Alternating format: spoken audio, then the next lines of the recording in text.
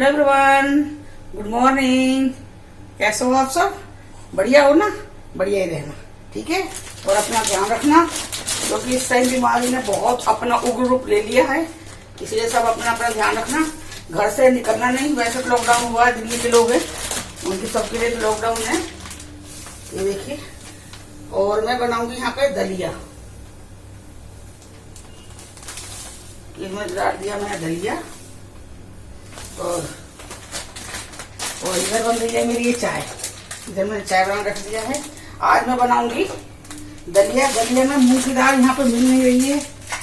ऐसा नहीं है कि मूंग की दाल के साथ दलिया बनाया जा सकता है, बिना मूंग की दाल भी बनाया जा सकता है। तो उसके लिए मैंने ये चना दाल भिगोई है कटोरी इसमें। ये देखिए, क्योंकि ना ये इनका वो बनाने का टाइम अलग होता है चने की दाल का और दलिया का, इसीलिए मैंने ये दाल रात को भिगो दी है कटोरी।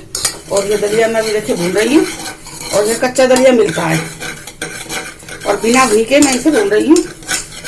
ये देखिए, और मैं आज बहुत दिन में वीडियो बना रही हूँ। अब मैं रेगुलर आऊंगी। अब मैंने शुरुआत कर दी है काम की। ये देखिए, कपड़े साफ कर रही थी अभी मैं गैस।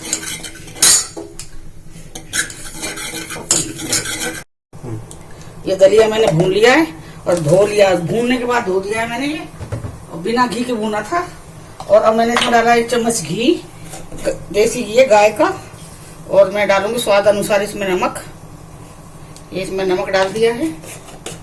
और देखिए, इधर मेरी चाय बन गई है। ये देखिए, इतनी बढ़िया चाय बन गई है। उबल गई है चाय, मैं चाय भी छान लेती हूँ। इसका करती हूँ ढक्कन बंद दलिया का। देखिए, चने की दाल के साथ दलिया बना रही हूँ मैं इस तरह से। बहुत अच्छा बनता है दलिया भी। इसका कर दूँ ढक्कन बंद। बस, अब मैं चाय छान लेती हूँ। और मैं डालूंगी चाय गिलासों में।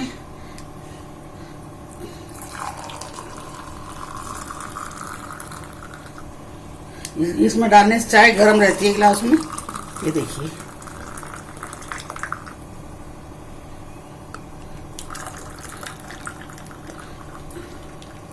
ये देखिए, मैंने चाय डाल दी है अदरक की, और मसाले वाली चाय है। चाय गर्मी है लेकिन फिर भी ये चाय मैं रख लेती हूँ ट्रे पे। चलिए फिर आ जाइए, चाय पीते हैं। आज बहुत दिन में आप लोगों को चाय पिलाऊंगी मैं, ठीक। चलिए चाय पी लेते हैं पहले सबसे, तो ठीक है। तो चाय है चाय।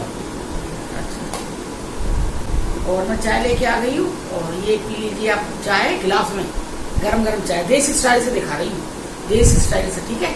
अच्छी लगती है गरम गरम चाय गिलासों में। हमारे यहाँ तो व्रत में जब लेडीज होती है ना, जेंट्स लेडीज जो ज्यादा पूजा पाठ करते हैं ना, वो गिलासों में चाय पीते हैं डेली यूज में भी। किसी घर भी जाएंगे तब कहेंगे हमें कप में चाय मत देना, गिलास में देना। तो क्या है ना, कपों में सबको दिया जाता है चाय, जैसे उसके पता नहीं किसी को दिया है चाय। तो ये चाय हो गया। कौशिक जी, चाय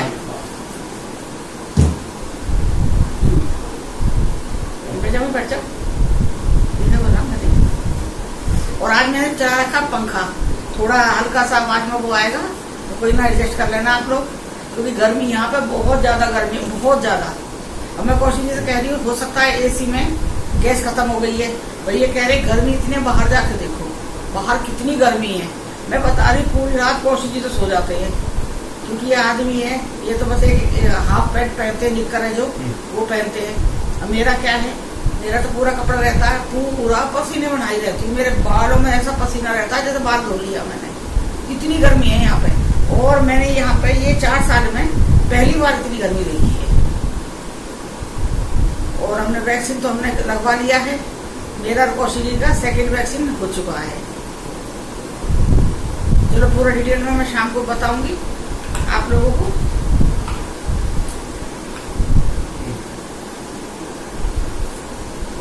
और अब मैंने वीडियो का शुरू कर दिया है। यहाँ आने के बाद मैंने पता नहीं, पहले तो दीपा बीमार हो गई थी, अभी भी बीमार है। उसका फीवर है 99.4, 99.3, मतलब ऐसे ही चल रहा है। क्या है ना, वो काम बहुत कर लेती है। मेरे पास रह के वो काम नहीं करती है। मैं कहूँगी दीपा बेटा मेरा थोड़ा सा काम कर दे, नहीं करेगी। लेकिन वहाँ रह के वहाँ बैठी है, टाइम पास नहीं हो रहा है। क्योंकि अब जो वो है जो कुक है, खाना बनाने वाला है, सब कोई सब आदमी इंसान ही है। तो सबसे मना कर दिया उनसे, जो सफाई कर्मचारी है, सफाई करने वाले हैं, सबसे मना कर दिया भाई किसी भी लड़की के रूम में जाकर सफाई नहीं करनी है। क्या पता किस लड़की को बीमारी है, कोरोना है, आजकल खांसी जुकाम ही नहीं पता लग रहा है। तो इसलिए दीपा अपने आप सफाई कर रही है। इसमें ये कोविड में क्या है ना, वीकनेस बहुत आ जाती है, बहुत ज्यादा वीकनेस आती है और मतलब उठा नहीं जाता इंसान से, ऐसा हो जाता है। क्योंकि जो वही एक्सपीरियंस मेरा तो नहीं है, लेकिन हाँ मेरे परिवार में मेरे दीपा को आ गया है और मेरे ससुराल में है। मेरे ससुराल में मेरे सास देवर है, दौरानी है, मतलब पूरा ही परिवार, उनकी बहू है, बेटा है, मतलब पूरा ही परिवार लगा लो आप। मतलब हर जगह जहाँ भी आप सुनोगे, आप लोगों के यहाँ भी होगा, जहाँ भी आप सुनोगे सब जगह आपको यही चीज मिलेगी और देख देख कर दुख लगता है बहुत ज्यादा। मैं तो सबसे यही कहूंगी बेटा, भाइयों बहनों, कोई भी बाहर मत निकलो बिल्कुल भी। शर्म मत करो मास्क बांधने में, सैनिटाइज भाई हाथ भाई कहीं जा रही है सैनिटाइज कर रही है, शर्म आती है, कौन करेगा। जैसे दीपा ने करा था शर्म, जैसे हमारी दीपा ने शर्म करी थी, शर्म आ रही है, मैं नहीं बांधती मास्क और ले ली कोरोना। तो इसीलिए मैं आप लोगों से भी कहती हूँ, शर्म को रख दो एक कोने में और जो आपसे होता है सैनिटाइज करना है, मास्क बांधना है अपना, उसमें चलो। वैसे तो हो सकता है तो अवॉइड करो, बाहर निकलना इस टाइम तो बिल्कुल ही मत निकलो। हमारे तो अंकुर ने बहुत वो करा था कि पापा मम्मी वैक्सीन लगवाओ। हमारा तो बस हमारा अंकुर का ही है। अगर अंकुर ने अगर बोल दिया तो करना ही करना है। तो हमारे मेरी और कौशल की हो चुकी है सेकेंड वैक्सीन। मुझे अपनी शिवानी का भी डर लग रहा है। वैसे तो मुझे पता नहीं आ रही शिवानी की वजह से, क्योंकि जब आप ज्यादा देखोगे ना, वैसे केस तो बहुत सभी का ये है, लेकिन जो प्रेग्नेंट लेडी है और तो शायद बच भी रहे हैं, बचा भी रहे हैं डॉक्टर ने। जो प्रेग्नेंट लेडी है उनका आप देखोगे कितने केस ऐसे हैं, मैंने जितने देखे हैं सारे, मुझे तो ऐसा लग रहा है कोई बचा नहीं है। मैं अच्छी बात यही कह रही बेटा, बाबू अपना ध्यान रख। बार बार फोन करी, मेरा बस ये मन नहीं लग रहा, इसीलिए वीडियो बना रहे हैं, लोग बना रहे हैं वीडियो भाई, लेकिन हो सकता है उनके घर में कोई परेशानी ना हो तो, लेकिन वो मन में पत्थर रख के बना रहे हैं। लेकिन मैं इतनी शक्तिशाली नहीं हूँ कि भाई घर में दुख चल रहा है और मैं वीडियो बनाने बैठूँ। लेकिन फिर भी मैंने, मेरे बच्चे आप लोग कह रहे थे कि आंटी वीडियो बनाओ, थोड़ा बना लो, ज़्यादा देर का नहीं बनाओ, थोड़ा बनाओ, तो मैंने आज वीडियो बनाया है। चलिए फिर मिलते हैं हम थोड़ी देर में। माँ भगवती, माँ जाने अनजाने में गलती होगी मैया क्षमा करना देवी माँ। जय मेरे वैकुंठ पर देवी देवता तीनों के नाथ क्षमा करना बाबा, क्षमा करना मैया। जय हो मेरी मैया। हेलो एवरीवन, कैसे हो आप सब? बढ़िया हो ना? बढ़िया ही रहना। और आज मैं काफ़ी दिन में आई हूँ वीडियो बनाने के लिए। थोड़ा मन अभी थोड़ा ठीक सा लग रहा है, इतना तो अच्छा नहीं है लेकिन फिर भी थोड़ा ठीक है। और मैंने सोचा, और सबसे पहले मैं करती हूँ आपसे, आज है हनुमान जयंती। सबके लिए शुभकामनाएं हनुमान जयंती की। भगवान हनुमान जी आपके लिए जीवन में बहुत अच्छी अच्छी खुशियाँ लेके आए, जो आप चाहते हो। और सुबह मैंने पूजा करी थी, तो वैसे तो हनुमान जी का भोग बनता है, लड्डू का बना लो, चाहे आप पूरी बना के उसका भोग बना लो। तो मैंने बनाया था सुबह हलवा का भोग लगाया था आज मैंने हनुमान जी के लिए, और पूरी पूजा करी है, जो भी पूजा होती है। शाम को मेरी बहन का फोन आया था, कह रही थी आज हनुमान जयंती है, हनुमान चालीसा पढ़ लेना जरूर, मेरी बहन कह रही थी।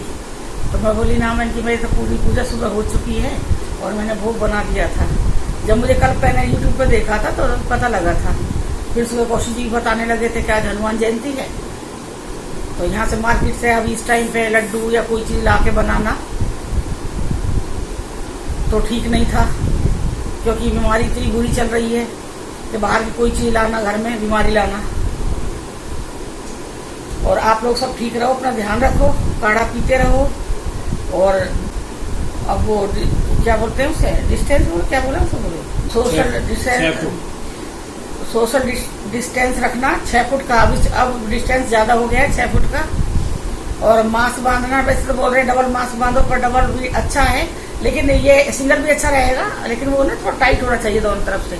अगर वो खुला है सिंगल मास्क या डबल दोनों तरफ से खुला हुआ है, या बहुत से लोग क्या है ना, या तो नाक को ऊपर चढ़ा के रखेंगे, पूरा ऊपर मुंह दिखा देंगे, या फिर गर्दन की तरफ लेके आएंगे। आजकल तो ये फैशन और बना लिया लोगों ने, उसे ना यहाँ पे रखते हैं, जैसे चश्मा लोग लगा के रखते हैं, तो वो यहाँ पे रखते हैं उस मास्क को। बताइए यहाँ कोई फायदा है? यहाँ कोई आपको छेद दिखाई दे रहा है माथे पे जो इसके थ्रू जाएगा अंदर, ये बताइए आप। पर लोगों का कहना क्या है, दिमाग की बात है ना अपनी। बाकी जैसे आप देख रहे हैं, आप भी देखते होंगे वो सारी न्यूज़ जो मैं देख रही हूँ, बहुत मन दुखी होता है। मैं तो दिन में कई बार रो भी लेती हूँ। जैसे वहाँ देखते हैं उनके पेशेंट भाई नहीं रहे हैं, जो उन्हें जैसे भाई दाग लगाना, दफनाना जैसे भी दिखा रहे हैं, तो मुझे बहुत रोना आता है कि देखो हाय रे भगवान, आज इंसान की देखिए आपने क्या कर दिया। भगवान का ये है ना, भगवान तो मैं कह रही हूँ अपना आशीर्वाद बनाओ, ये बीमारी भगा दो यहाँ से। अब जो नुकसान हो चुका है वो तो हो चुका है, उसे तो भरपाई कोई नहीं कर सकता है, लेकिन जो अब है बचे हुए लोग उन सबको ठीक कर दो। और आज दीपा ने भी शाम को एक वो भेजा था, कोई पेशेंट था मैदानता में बता रही थी, उसके कोई दोस्त है दीपा का, उसके मामा जी हैं, बहुत सीरियस थे। वो दवाई जो उनको चाहिए थी इस टाइम बचाने के लिए, वो दवाई कहीं नहीं मिल रही थी। तो दीपा ने वो फैमिली ग्रुप पे डाला था, तो कौशिक जी ने फोन भी करा था, दीपा ये दवाई किसको चाहिए। तो दीपा ने बताया कि दवाई यहाँ पे चाहिए, दवाई का मैं हो सकता है मिल जाती है यहाँ पे, लेकिन यहाँ से कोरियर करने में 5 दिन लगते, कौन लेके जाता आप ये बताओ। तो फिर वो भेजने का या कुछ करने का कोई फायदा ही नहीं था यहाँ से। बाकी दीपा की कई दवाई नहीं मिल पा रही है वहाँ से, तो मैं यहाँ से दीपा की दवाई यहाँ से कोशिश भिजवा रहे हैं, मास भिजवा रहे हैं कि भाई दीपा तो वही बच्चा है, ये सोचेगी पैसा खर्च हो जाएगा, कौन लेके आएगा, तो इसलिए नहीं खरीदेगी। बाकी दीपा की तबीयत का वही है, काम कर रही है, कभी झाड़ू पोछा कर लेगी कमरे का, कभी कपड़े धो लेगी, गंदगी में नहीं रहती है ना, उसे वो साफ सुथरी बहुत है, उसे सफाई ज़्यादा चाहिए, तो वो काम कर लेगी। उससे क्या थकान होती है, थकान से फिर 99.2 99.3 मतलब बुखार ऐसा फीवर रहता है। तो अगर इतना भी बुखार है तो मतलब इसका मतलब तो ये हुआ ना कि भाई शरीर में इन्फेक्शन है।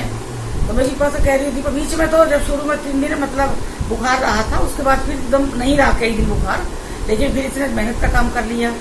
वो लड़की जो रह रही थी उसके बिस्तर सब उठा के उसके अंदर डाल दिए, जो बॉक्स होता है बेड के नीचे, उसमें सब डाला, सैनिटाइज करा पूरा कमरा, उससे बीमार हो गई थी। और वैसे दीपा को 16-17 दिन हो गए हैं, और मेरे से कह रही है कि मम्मी एक बार चेक करवा दो, मैं शायद नेगेटिव हो गई हूँ। तो फिर भी मैं सोच रही 2-4 दिन और ले लेते हैं बीच में, क्योंकि बुखार है, बुखार से तो मुझे नहीं लगता है कि वो नेगेटिव हो गई होगी, लेकिन फिर भी मैं कह रही 2-3 और दिन और रेस्ट कर ले, उसके बाद दिखा देंगे। भाई दिखाएंगे क्या, टेस्ट करवाएंगे, उसमें पता लगेगी, तब देखते हैं फिर। बाकी पूरा घरों में हमारे यहाँ तो पूरी फैमिली में पूरी हर जगह मायके ससुराल कहीं भी लगा लो, सारे मतलब एक को घर में आएगा तो मतलब पूरे लोगों को आना ही है, आप ये लगाओ। क्योंकि जब तक एक को पता लगता है तो भाई एक को है तो दूसरों के साथ रहता है ना वो बंदा घर में, तो दूसरे लोगों को इफेक्ट आ जाता है उनके ऊपर। बस अब ये है, चलो जो कोई बात नहीं, बीमारी आई है पर ये ठीक हो जाए। और अब तो हमारे यहाँ भी कोरोना के बड़े बड़े वो हॉस्पिटल खोल दिए लोगों ने, जो पहले नॉर्मल हॉस्पिटल थे सब पेशेंट हटा के बस ये कोविड वाले खोले हुए हैं सारे हॉस्पिटल। जबकि हमारा जहाँ पर इतना बड़ी जगह नहीं है, लेकिन अभी वहाँ पर भी ऑक्सीजन की काफ़ी कमी हो रही थी। बस ये सारा दिन यही न्यूज़ देखती हूँ, और आप लोगों का भी ध्यान रहता है कि भाई आप सब ठीक रहो। और आप ये मत सोचना कि अरे जुकाम है, हल्की सी खांसी है, क्या दिखाना है, वो ये मत सोचना, दिखा लेना, एक बार चेक करवा लेना। कई बार क्या है ना, कोई भी मतलब वो नहीं है, आपको सिम्टम नहीं पता, कुछ भी नहीं लगेगा कोई हमें कोरोना है, लेकिन चेक करने में निकल रहा है, चाहे माइल्ड वाला निकल रहा है, हल्का होगा, लेकिन फिर भी है, तो कोरोना तो नाम ही बुरा है, आप बताइए ना। तो अगर लगता है तो फिर आप उसका इलाज करवाइए। अगर थोड़ा ही है, थोड़ा ही बढ़ता है, 1-2 दिन में हमें पता लग जाता है ना, तो उसका इलाज करवाओगे तो जल्दी ठीक हो जाओगे। और हाँ, ज़्यादा बीमारी अगर बढ़ जाएगी, 5-7 दिन हमने घोल दिया शरीर के अंदर, फिर थोड़ा मुश्किल हो जाता है। और मेरी शिवानी का मेरे को बहुत ज़्यादा यही है कि शिवानी, मैंने की बेटा तू ध्यान रख, क्योंकि उसके सास और ससुर है शिवानी के, जो उनको भी कोरोना हुआ है, वो पॉजिटिव है दोनों ही।